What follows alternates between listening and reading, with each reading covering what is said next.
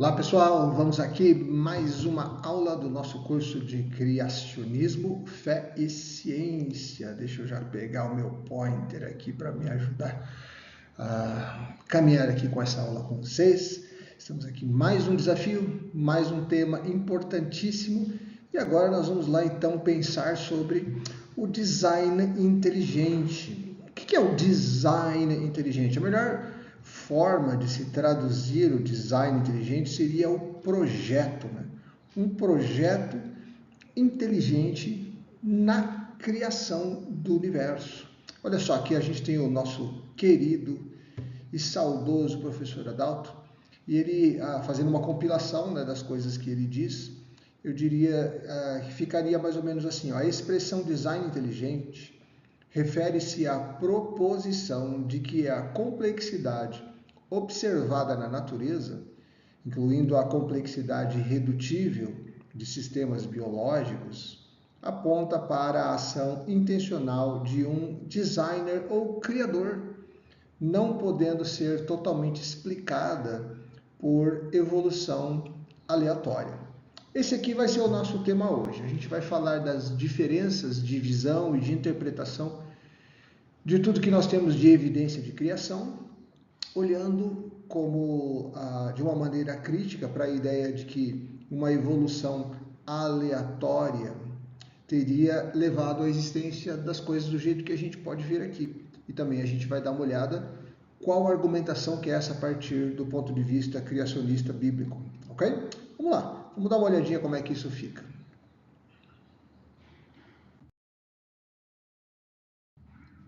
Nós começaremos com os conceitos fundamentais, depois faremos um pouquinho de contraste, depois vamos refletir e vamos tirar a nossa conclusão, como nós sempre fazemos aqui em todas as nossas aulas, ok?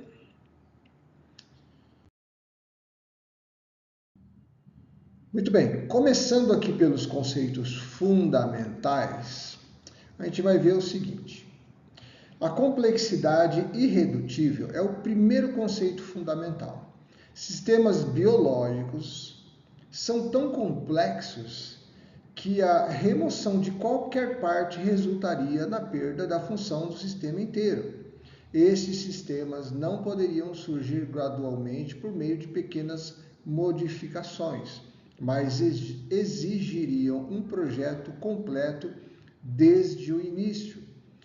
Para você que está fazendo o curso aqui já há um tempo e para você que já viu também algumas os vídeos e as nossas aulas, né, tudo que a gente tem falado, a gente já falou sobre esse flagelo bacteriano. O flagelo bacteriano é um sistema de um pequenino, mas muito pequeno aqui ser, né, quase uma bactéria, né, que tem uma espécie de um motor mecânico desenvolvido em si, que faz com que ele tenha movimento. E esse movimento é dirigido, ele é guiado para que esse pequeno organismo possa fazer o que ele tem de fazer. Isso aqui está mais, o flagelo bacteriano está ligado ao sistema de limpeza e sistema linfático, né, do corpo humano. Então, qual é a ideia? Esse flagelo bacteriano, ele tem uma complexidade muito grande desenvolvida nele, porque ele tem exatamente uma espécie de um motor nele. Então, a ideia é que, até que esse motorzinho que ele tem nele, eu estou usando a palavra motorzinho, porque é exatamente assim que funciona. É uma engrenagem que ele tem dentro dele, que é muito complexa. Nós já estudamos isso, né? Você sabe. Então a ideia é que, se ele tivesse gastado anos, milhares e milhões de anos para se desenvolver, ele nunca teria chegado a existir. E a função fundamental dele dentro do corpo nunca teria chegado a ser completa. Ele não conseguiria fazer esse trabalho. Então a ideia é que ele já nasceu pronto, ele já surgiu pronto. Ele não poderia por causa das modificações, né, ele gastaria muito tempo para se modificar no sistema evolutivo, até que ele estivesse pronto para poder operar. Então, ele, justamente pelo fato de ele não poder operar, ele iria anular a sua própria existência. Então, não teria como ele ter se desenvolvido durante os anos, porque ele não trabalharia no sistema que o organismo precisa. Portanto, os próprios organismos humanos teriam muitos problemas, porque o sistema linfático teria uma perda, né, muito grande pela falta da atuação desse flagelo bacteriano. Ok? Mas tem mais, vamos ver mais um conceito aqui, ó.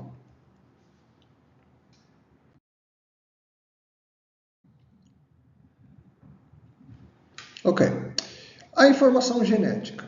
A informação genética contida no DNA, que seria uma espécie de código, né?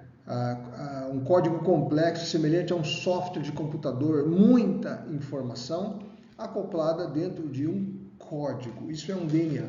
Segundo os proponentes do design inteligente, a origem desse código exige a intervenção de um designer inteligente, de um planejador. Por quê?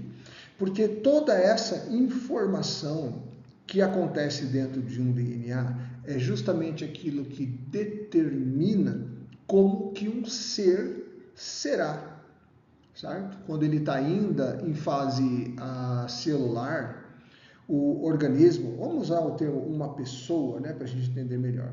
Toda a informação do cabelo, a cor do cabelo, o tamanho do nariz, a formação dos dentes, a pele, tamanho, altura, cor dos olhos, toda essa informação está contida no DNA. Então, qual que é a ideia a respeito disso? Essa informação genética, ela é complexa demais para que ela estivesse sendo formada ao longo de milhões de anos. Mesma coisa que o flagelo bacteriano. Se o DNA demorou milhões de anos para ser formado e atuasse da forma como ele atua hoje, os seres humanos no passado seriam muito diferentes. Ou seja, eles não teriam, celularmente falando, a informação que eles precisavam para ser o que eles são. Ok?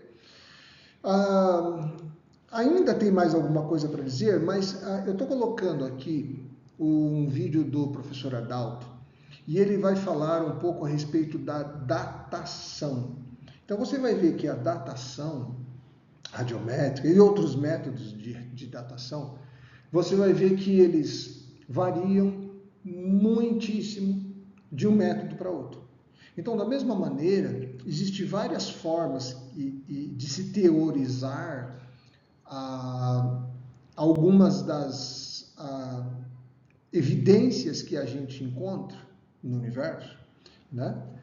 Mas, na verdade, se a gente for ver, essas teorias, elas em si mesmas, elas têm muitos problemas, certo?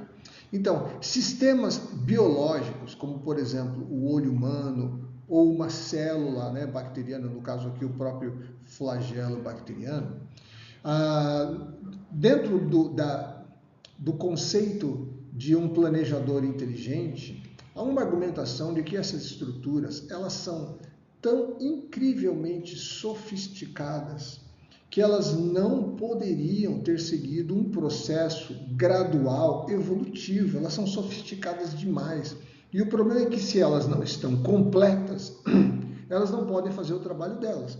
No caso do flagelo bacteriano, ele não pode fazer o processo dele de limpeza do organismo.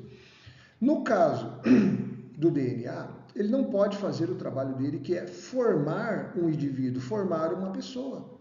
Por quê? Porque ele não estava completo. Então, isso aqui só vai ser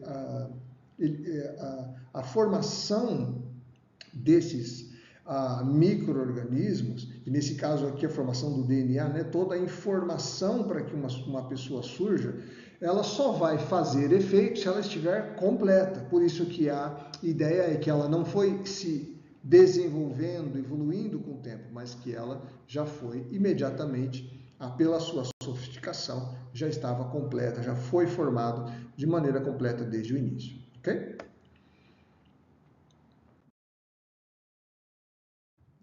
Muito bem. A ausência de mecanismos naturais. O design inteligente questiona a capacidade dos mecanismos evolutivos, como a seleção natural e as mutações, de explicar a origem de estruturas biológicas complexas. Então, é super difícil para quem entende a ideia de um design inteligente ou para um criacionista entender a capacidade desses mecanismos serem desenvolvidos conforme a evolução. Então, a gente vê, por exemplo, a seleção natural e as próprias mutações.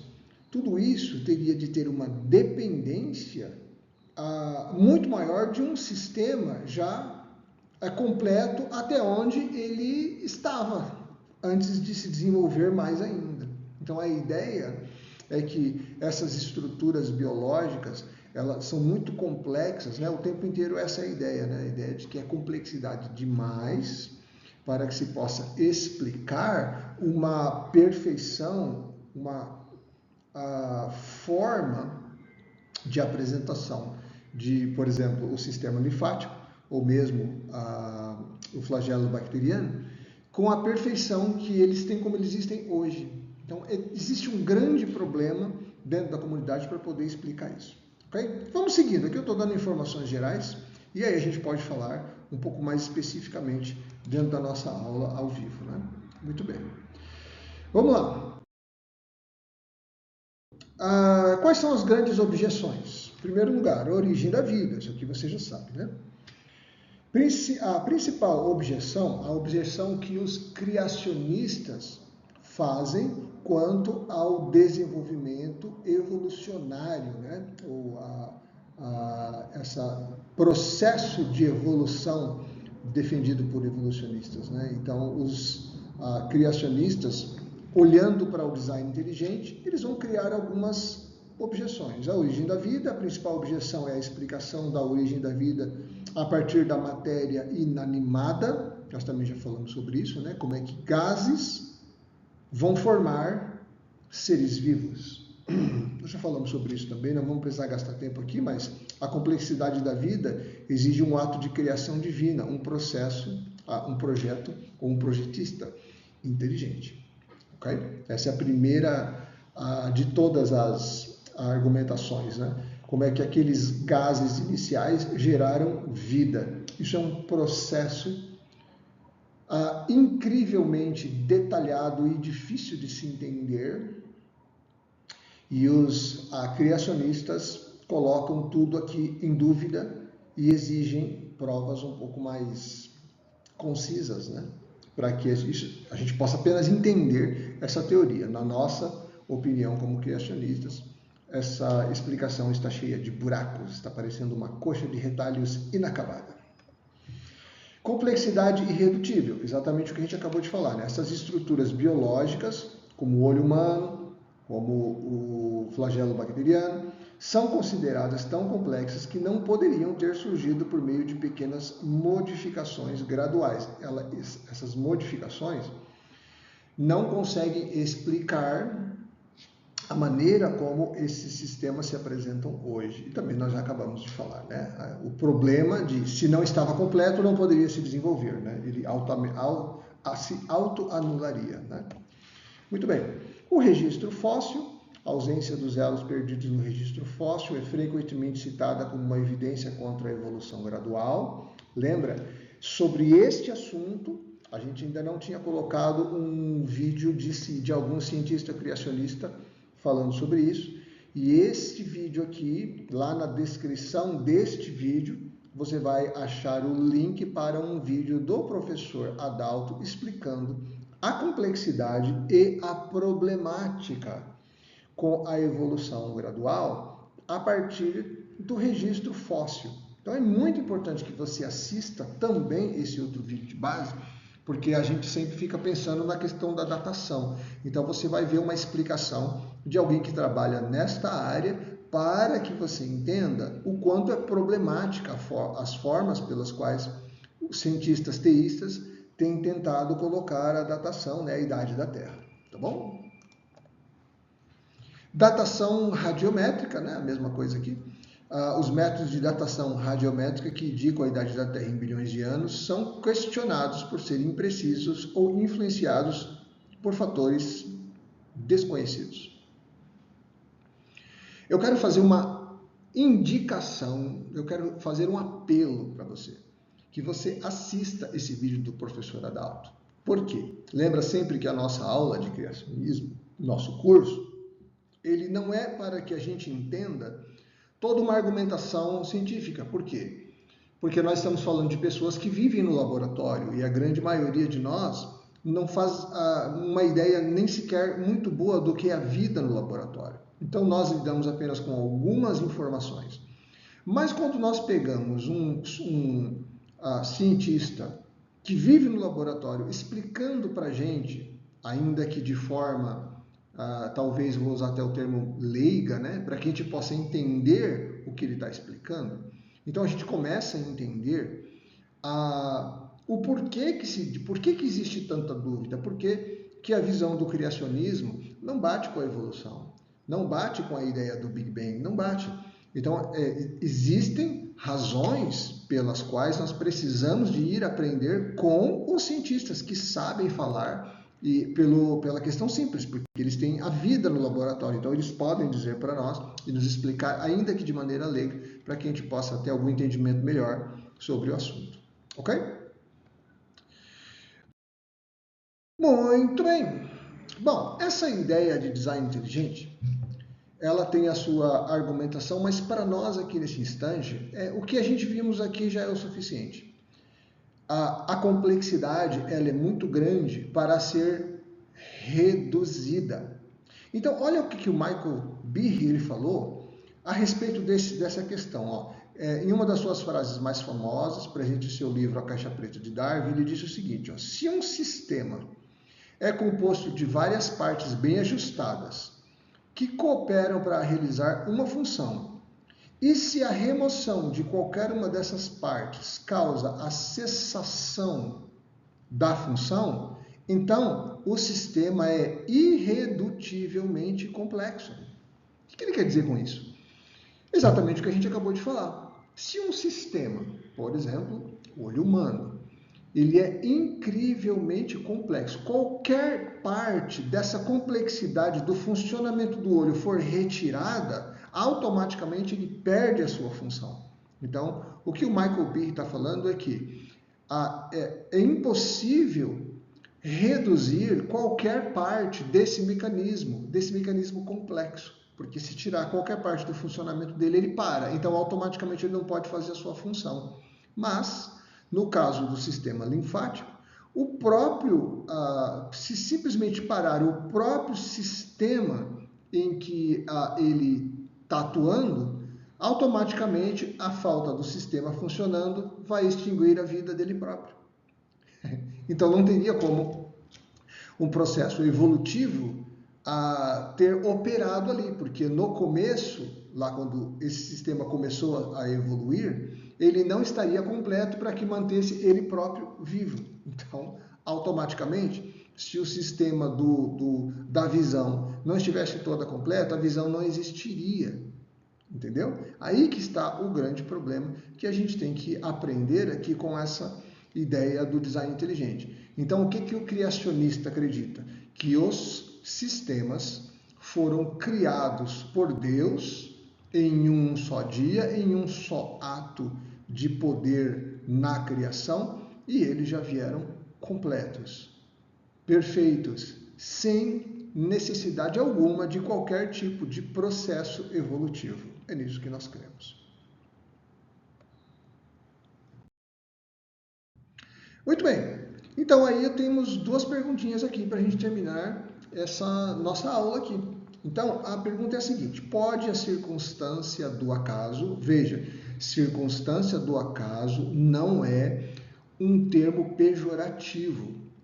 Aqui nós estamos usando a circunstância do acaso como uma maneira científica de dizer e de nos expressar a respeito de como funciona o processo evolutivo e a seleção natural.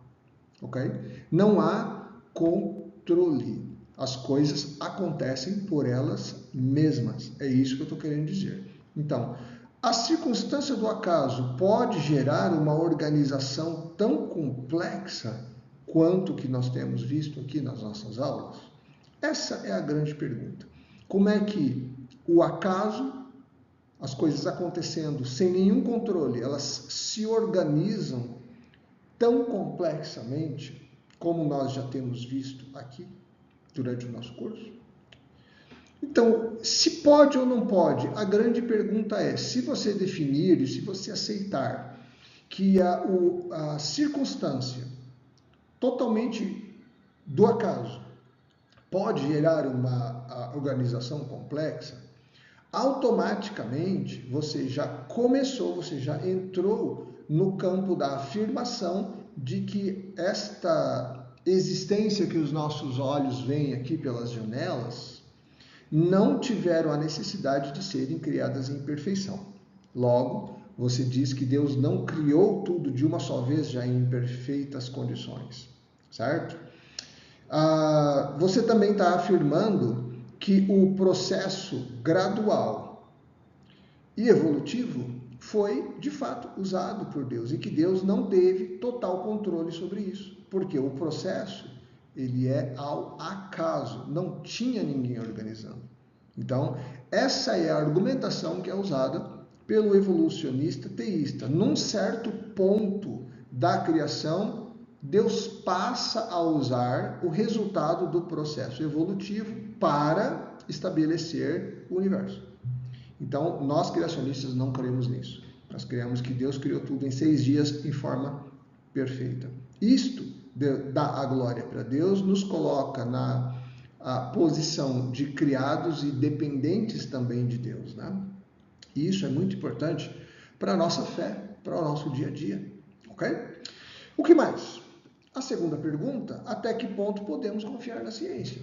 Porque quando você assiste esses vídeos que a gente tem indicado aqui no curso, quando você entende o que cada capítulo do nosso curso está tentando nos ajudar a entender, a gente vê que a ciência se apresenta, nós já falamos isso muitas vezes, como a última fronteira da verdade, aquela que qualifica a verdade, se ela é verdadeira ou não. Eu sei que eu estou redundando, mas é isso aqui mesmo que eu quero dizer. A ciência é que foi colocada depois do iluminismo como a certificadora das verdades. E nós aqui estamos para dizer, discordando de maneira bem profunda e eficaz, de que nós não cremos nisto.